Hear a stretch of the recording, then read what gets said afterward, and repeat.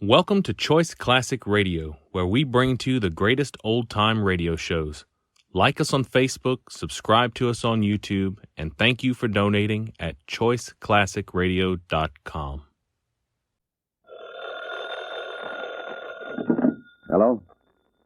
Yes, this is the Falcon speaking. Oh, Dolores. I'm glad you called.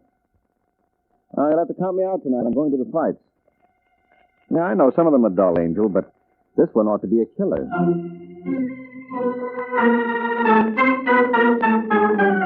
The Adventures of the Falcon, starring Les Damon. You met the Falcon first in his best-selling novels. Then you saw him in his thrilling motion picture series. Now join him on the air when the Falcon calls. The Case of the Bellicose Boxer.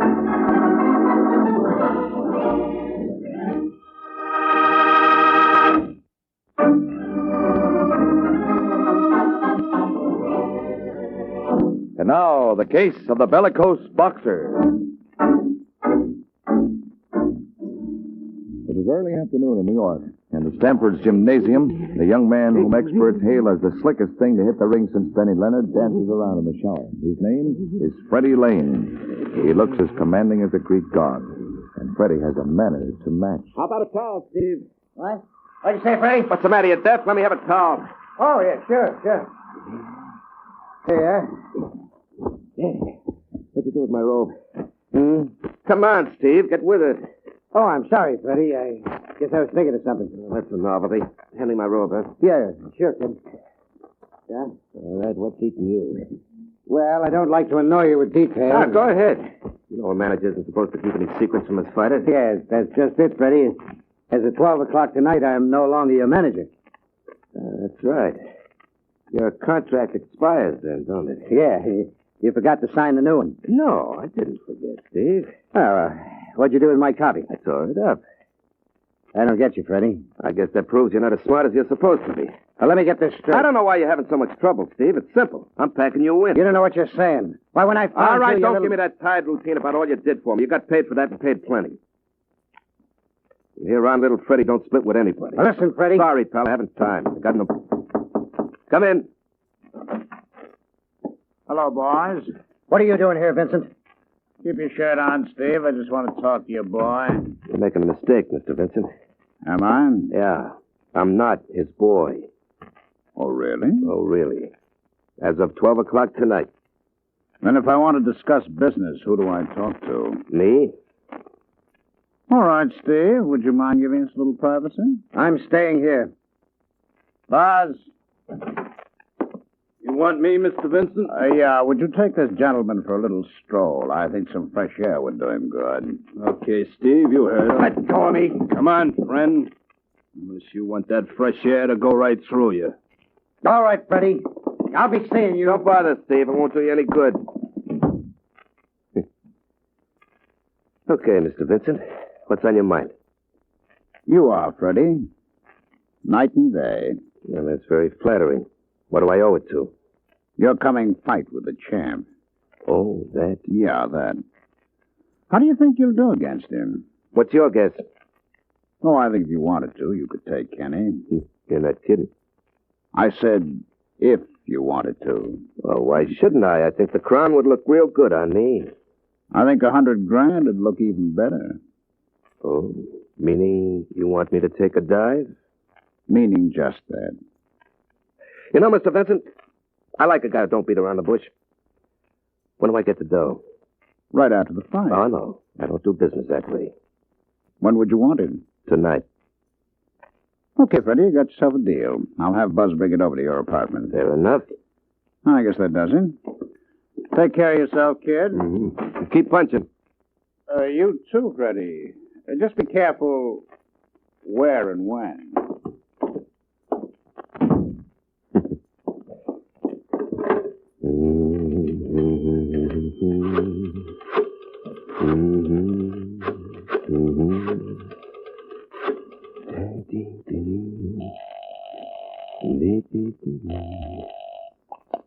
Hello?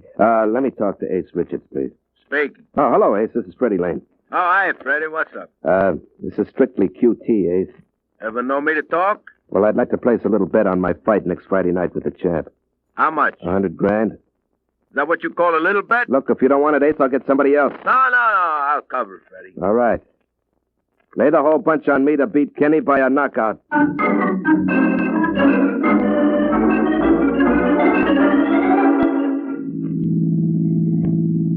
don't like this business, Freddie. I don't like it one bit. All right. Now, what's the matter, Ruth?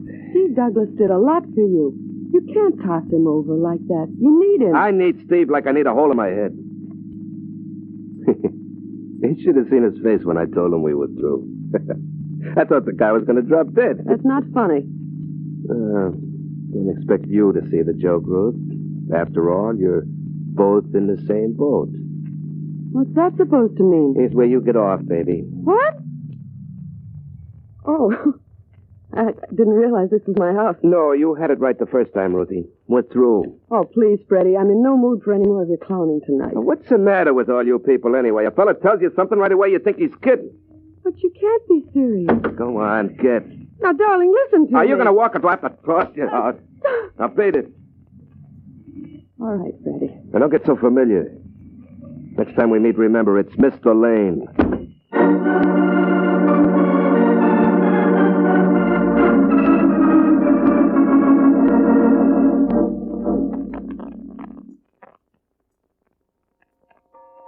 Is that clock right, Buzz? No, it's about 5 minutes slow, Mr. Vincent. Oh, then you better turn on the radio.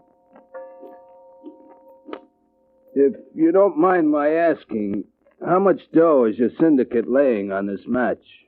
Enough. Is that the right station? Yeah. Oh, yeah, there it is now. And in just a moment, we will bring you this blow-by-blow account of the first championship fight held in New York in 2 years. It's a 15-round match between Dan Kenny and the challenger, Freddie Lane. They're in the center of the ring now, getting their final instructions from the referee. Both boys look in great shape. Now, they've just gone back to their corners, and there's the bell for the first round. Both fighters come out of their corners swinging. The champ feints with the left and then tries another left, which catches Freddie going away. Why don't they cut out Now the acting and champ get down to ducks out right, business? but Freddie dances back. Lane must feel that there's plenty of time to show what am I saying? Freddie just brought up a roundhouse that caught Kenny right on the jaw. Boss, shut up. And now Lane throws a right and a left and still another left. Oh, that one hurt. The champ staggers and Freddie moves in for the kill. Hold on, you jerk. Kenny is trying to clinch now, but Lane won't let him. Freddie brings up a right from the basement. And Kenny is down. He's badly hurt. The referee is bending over him. Just listen to that crowd. Get up, Kenny. Come on, you bum. 5, 6, 7, 8, 9, and it's all over, folks. There's a new champion in New York tonight. Turn it off. And his name is... Well, what do you think, Buzz? Gee, Mr. Vincent, what can I say? You're sure you gave that $100,000 to Freddie Lane? May I drop dead if I didn't. Okay, Buzz, that's all I wanted to know. I can take it from here.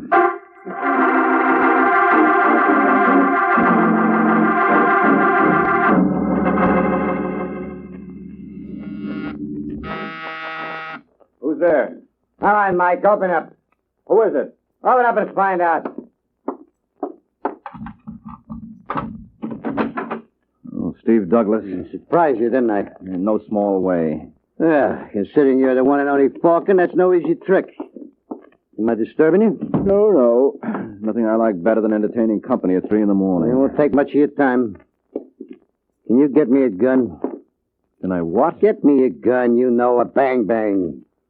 One that can't be traced. Why? I got a little exterminating job I want to do. You're drunk. Sure I am. Don't worry, I won't miss. I figure to get real close to him before I let him have it. Who are you talking about? Freddie Lane, the new champ, that's who. You out of your mind? I don't think so. The way I see it, so many guys hate Freddie, the cops will never pin it on me. Especially if you can get me a gun that can't be traced. You're crazy. You think I'm kidding, don't you? No, that's what scares me. Now, look, Steve. Why don't you bunk here on the sofa and we'll talk this over tomorrow morning? Nah. I'm going to get him tonight. Look, I think you better sober up. You mean you won't get me a gun? That's exactly what I mean. Well, a swell pal you turned out to be. Okay, if that's the way you feel, I got other friends. Now, hold it. You're staying here. Who's going to make me? No, Steve, you're leaving yourself wide open for a crack there. There's no reason why you shouldn't get it. No. Good night, sweetheart. I'll see you in the morning.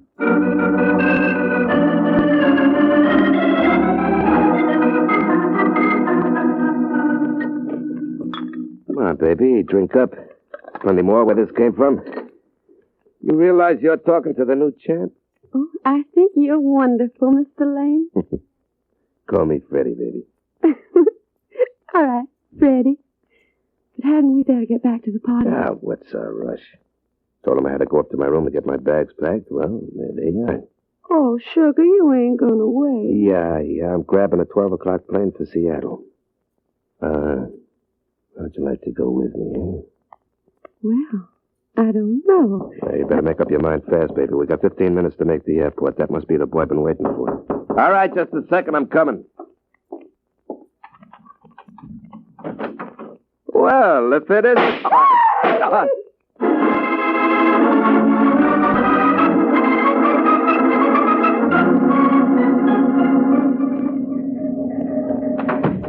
Sergeant Corbett around here? I think so. Listen, you lame brain. What's the idea of getting me down here at this hour? Well, I had a little news for you. I didn't want to trust to the telephone. Freddie Lane's been murdered. Is that supposed to be a scoop? It's in all the papers. Yeah, but the papers didn't say anything about you entertaining Freddie's ex-manager early this morning. What, you mean Steve Douglas? Uh-huh. According to our information, he went up to sea at 3 a.m. So? So, where is he now? You tell me. Okay. Your elevator boy brought him down about 5. Well? Well, the jury might think, inasmuch as Freddie was killed at 6, there might be a connection. Where's Steve now? Winslow, send Douglas in here. Hello, Steve. Hi, Mike. Don't look so good for the home team, does it? Now, don't you worry. We'll have you out of here in no time. Who are you kidding? Look, Corbett, you mind if I talk to him alone? I certainly do. You don't think I'm letting you alone with a murderer? You're talking through your hat. Steve didn't kill Freddie. Funny he can't supply an alibi. All right, Steve. Tell him what you did after you left my place. I walked around. Where? I don't remember. You don't remember. Has he been identified by the girl? What girl? According to the papers, there was a cutie in Lane's apartment when he was gunned. We haven't found her yet. Well, let me congratulate you. You think you can do better? Well, I certainly couldn't do any worse. Wait a minute, Mike. You got any idea who this girl is? Maybe. I'll be seeing you, Sergeant. Sure. Why don't we make a date now? Suppose we meet at Sing Sing on the day Steve goes to the chair. That makes it nice and definite.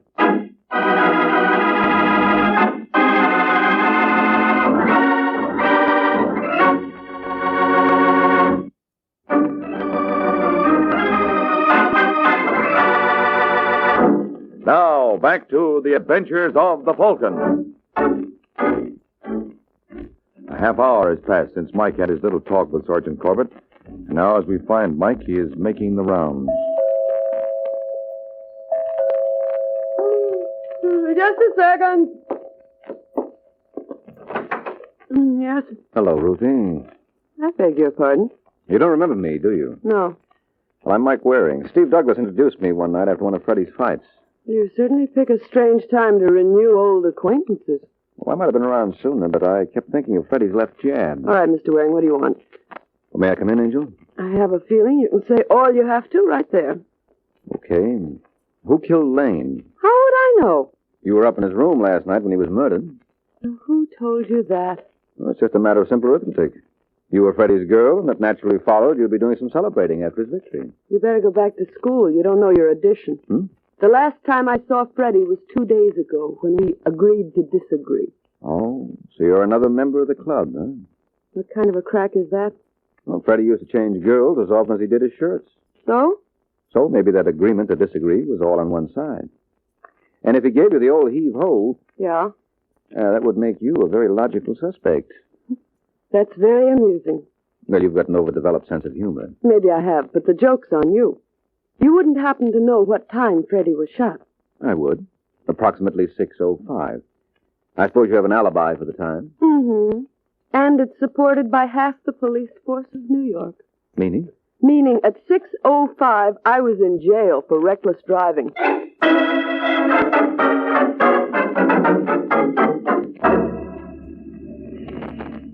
There's is Ace now, Mr. Vincent. Where, Buzz? Getting out of that cab. All right. Put the pulls away. Now, give him a chance to open his door. Okay, let's go. Hello, Ace.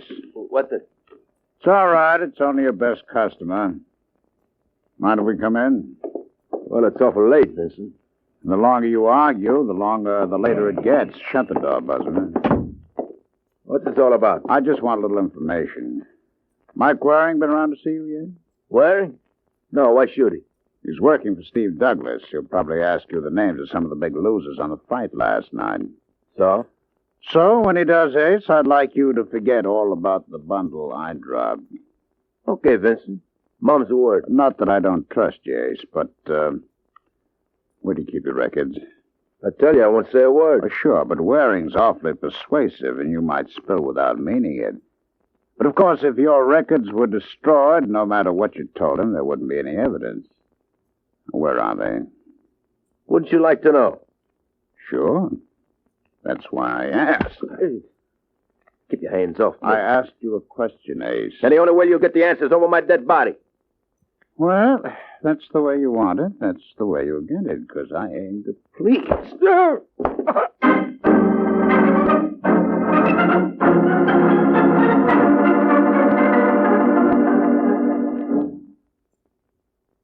Take it easy, Ace. You want some more water?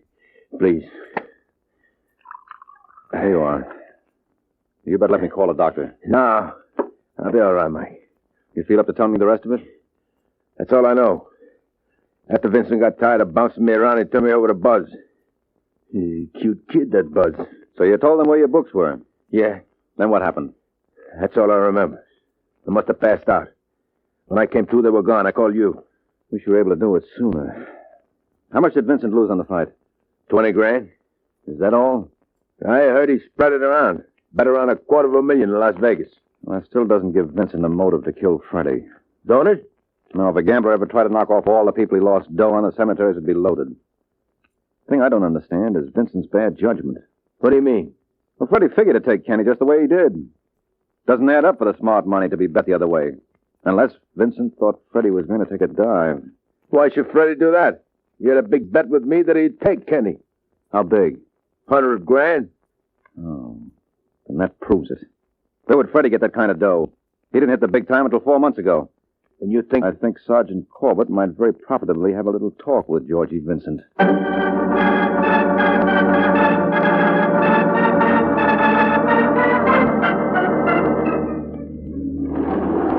What floor do we get off on, Mike? The 4th. I don't know why I'm humoring you with this. Because you know I'm right, Sergeant. Vincent paid Freddie to take a dive, and when Freddie crossed him, he knocked him off. I suppose Vincent has an alibi. Well, he probably has. Everybody has an alibi except my client. No, this is our floor. Now, where do we go? Department over there. What do you mean everybody has an alibi except your client? I'll tell you about that later. You better keep your gun handy, because if I know Vincent, Yeah? we'd like to... Well, hello, Ruthie. Who's she? Well, that's right, you haven't met. Sergeant Ruthie Kent. She and Freddie used to be closer than 2 minutes, so you can understand my surprise. What are you doing here, Angel? None of your business. Is Vincent in? No. Mind if we look? Yes, I certainly do. You know that's not going to stop us. Well, how about this? You better put away the gun, Ruthie. Corbett doesn't approve of women carrying firearms. Stop it! You're breaking my wrist. Come on, baby, drop it. All right, Mike. I got the gun. You can stop wrestling now. Oh, that's a shame. I'm just beginning to enjoy it. Well, the loot. Never mind. Did you do that? No. Did she do what? Why do you think she didn't want us to come in here? What's behind that sofa? Dead? Yeah. I didn't kill Mr. Vincent. I swear I didn't. Who says you did? You nuts? Because I believe she didn't kill Vincent? Well, she didn't. I can prove it. How? By the body, Sergeant. You see, that's not Vincent. That's his boy, Buzz.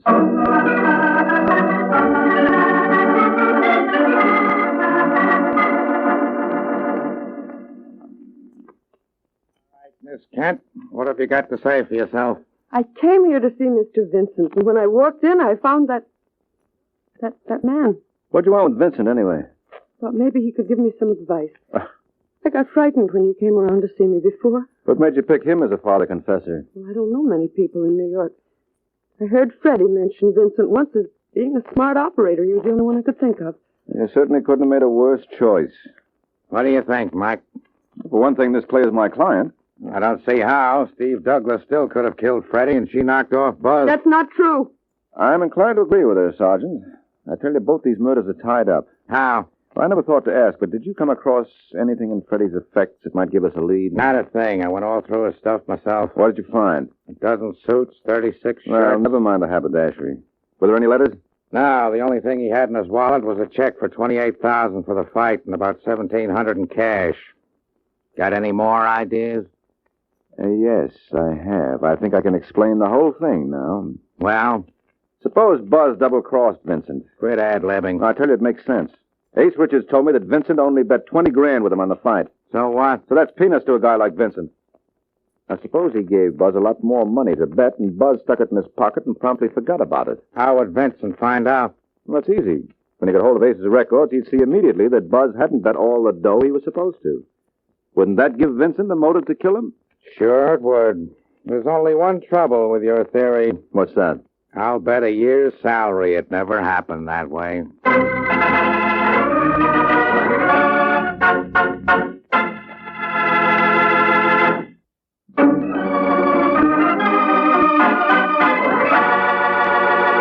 Now, back to the adventures of the Falcon. 15 minutes have passed since Mike Waring advanced his theory on the murder of Freddie Lane. And now at Ace Richards' apartment, Mike and Ace are receiving the results of Mike's effort to confirm it. All right, pal. Thanks a lot. Well, it was a bad guess, Mike. My first estimate was right. Buzz placed close to $250,000 for Vincent. Well, there goes a perfectly good hunch down the sewer. You don't seem too upset about it. Well, to tell you the truth, Ace, I half expected it. If the possibility of checking up on Buzz occurred to me, it must have occurred to Vincent, too. Well, what are you going to do now? Take stock again. Isn't it possible that you've overlooked the best prospect of all? I don't know who. Steve Douglas. Just because he's your client doesn't mean he couldn't be guilty. Oh, I realize that, but even granting that Steve killed Freddie for revenge, he couldn't possibly have killed Buzz. He was in jail at the time. And if there's one thing I'm sure of, it's that both murders were committed by the same party. Yeah? Uh-huh. I'm convinced that some member of our little group benefited financially from Freddie's murder. I can't see who. Well, that's because your approach is wrong. Now, if you apply the test of who stood the most to gain, one person sticks out like the proverbial sore thumb. Who? You. Cut the clowning, Mike. What makes you think I'm clowning? You better get a bet down on yourself, Ace. You're a sure thing to finish in the chair.